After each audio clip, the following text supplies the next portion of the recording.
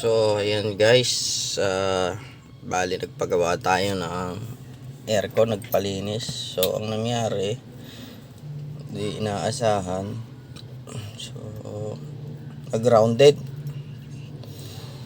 kinabit nila, tapos nag-grounded dito, hindi nila inayos yun dito sa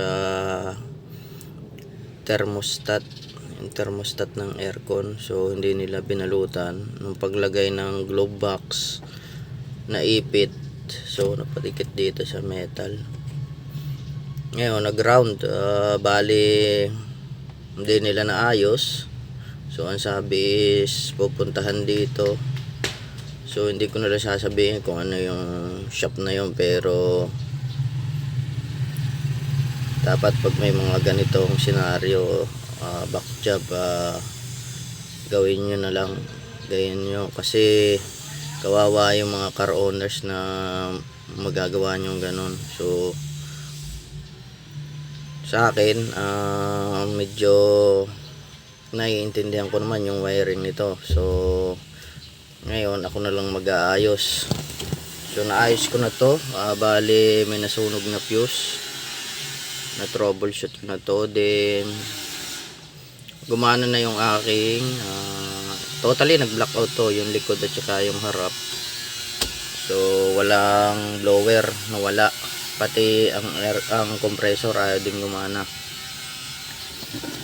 So ngayon pati itong yung switch ng aircon ayaw nang gumana. So buo naman lahat ng linya. So bali baka nasunog to kasi naamoy ko amoy sunog eh. So ngayon baklasin natin. Baklasin ko lang tong aking head unit para mas mabilis. So tapos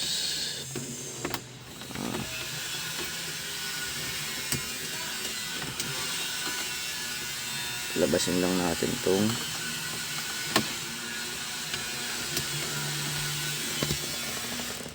ayun, bali mahirap tanggalin.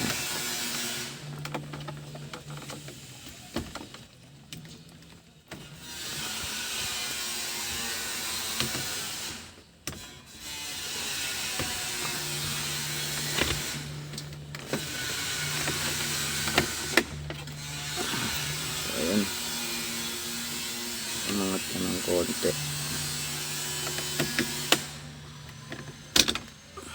Ayan.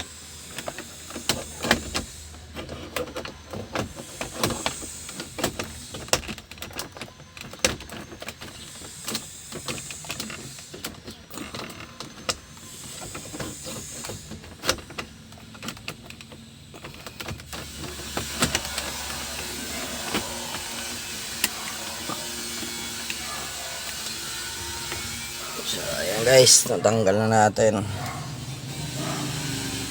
So kailangan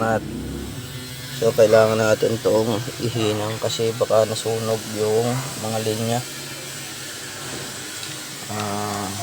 May panghinang naman ako dito, so try kong hinangan. Bali convert na lang natin to.